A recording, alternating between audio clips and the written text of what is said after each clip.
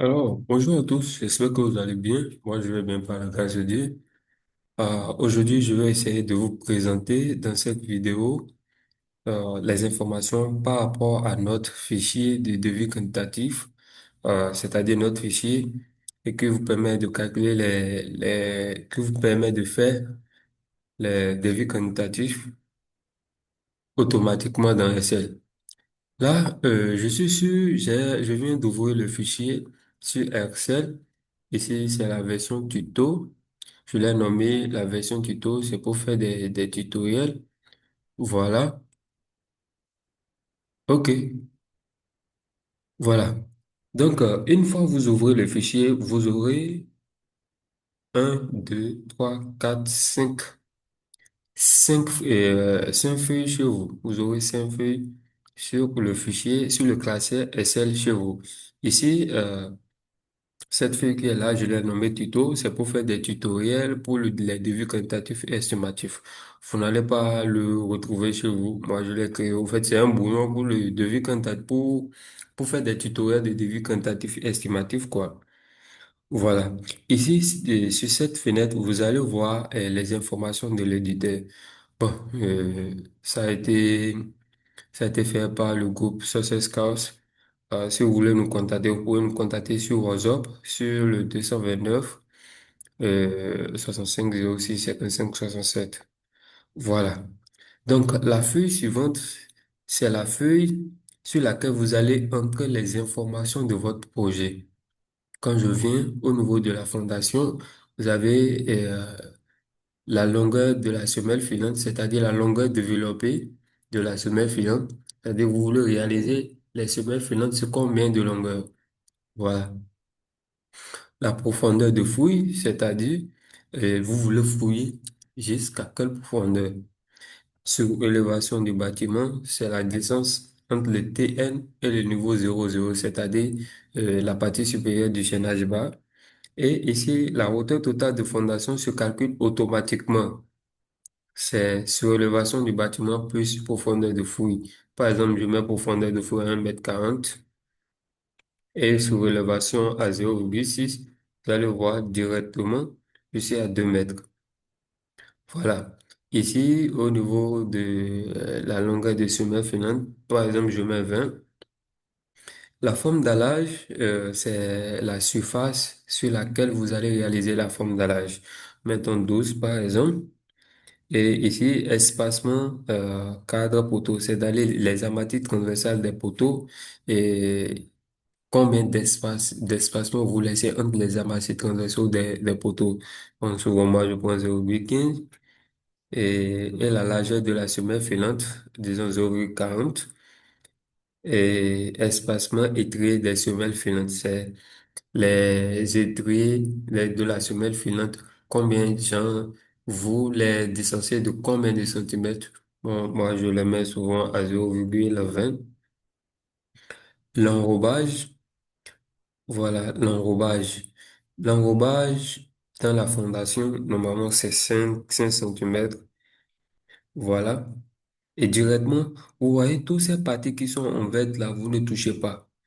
Vous ne modifiez que les parties en bleu ciel qui sont là.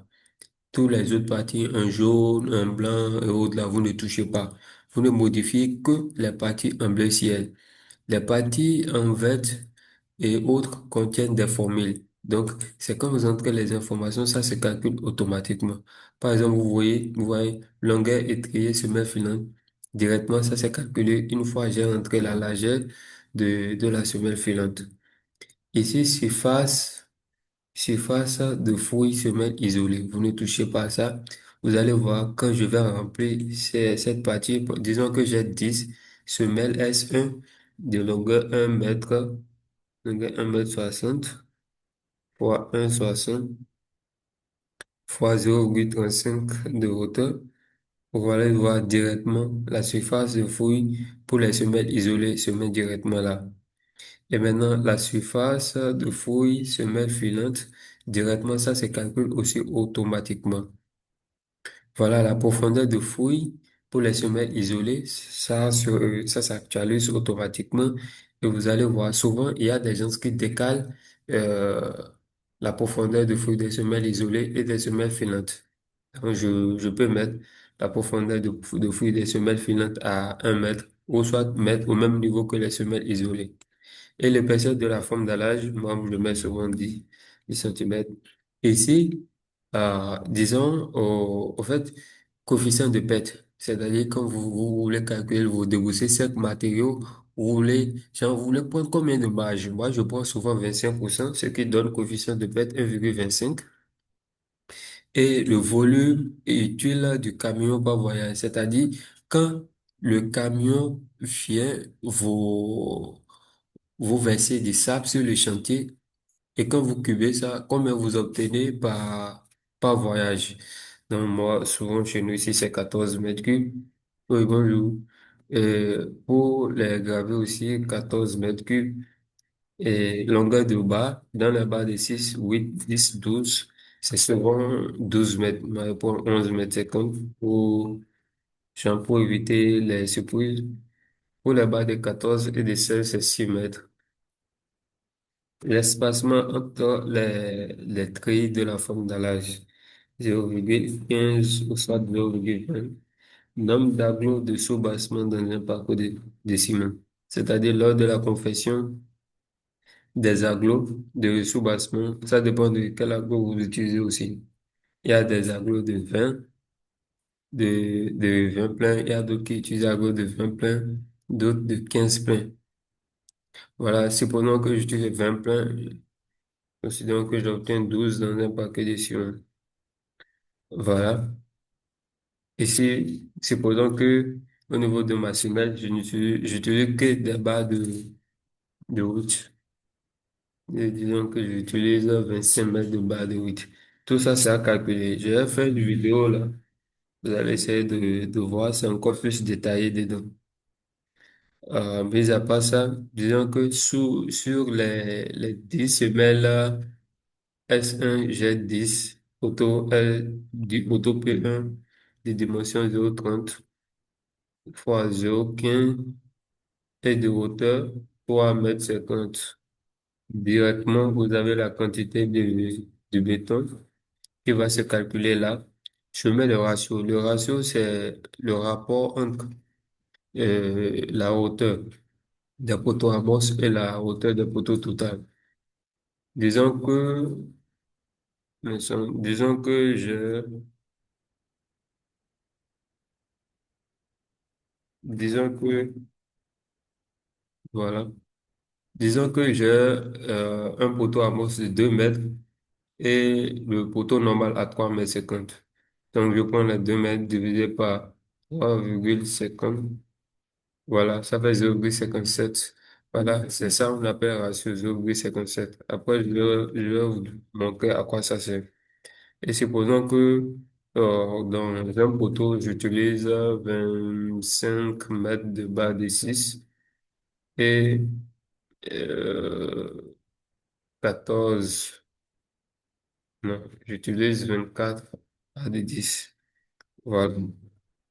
Et directement, pour les longueurs, on va essayer de laisser ça ou bien on va remplir 0,1 longueur de longueur 12 mètres, largeur 0,20, hauteur 0,40. J'obtiens directement la quantité de volume de béton et supposons que j'utilise 25 mètres. J'utilise 150 mètres de bas de 8, non, 150 mètres de bas de 6 et, et 250 bas de 12. Voilà.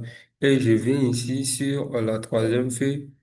Voilà, c'est débourser ces matériaux par niveau. Vous voyez toutes les informations qu'on a remplies là-bas. Vous avez ça, c'est actualisé ici. Donc, les quantités se calculent automatiquement. Nous avons comme fouille, quantité de fouille en mètre cube, c'est que 4,80. Béton de propriété, voilà.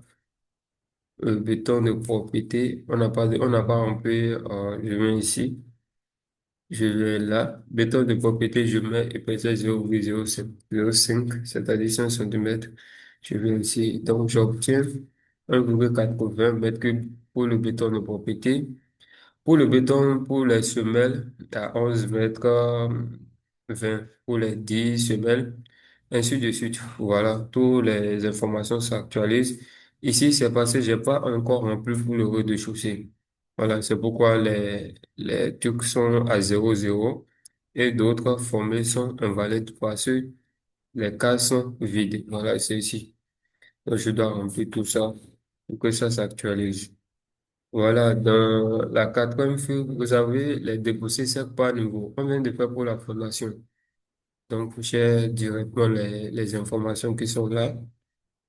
Et enfin, vous avez le TQ, le résumé, c'est-à-dire le résumé au complet, quoi. Voilà. Donc, on vient de faire juste pour la fondation. Vous voyez, tous les infos sont actualisées là. Les informations que vous voyez ici, tout s'actualise ici. Par exemple, fouille en Gold, 54,80. Voilà, c'est ça qui est là. Si je modifie quelque chose ici, par exemple, au lieu de 10 semaines, je mets 12. Je me retrouve directement à 50. Ah, je viens ici. Ces poteaux, j'ai modifié. Je me retrouve à 12 semaines. Donc, je viens sur décrire matériaux. Ouais, ça a changé. Je me retrouve directement à 63, 76 mètres cubes de, de fouilles. On rigole. Je viens sur décrire résumé. Ainsi, tout s'actualise, ainsi de suite. Donc, tout a été paramétré.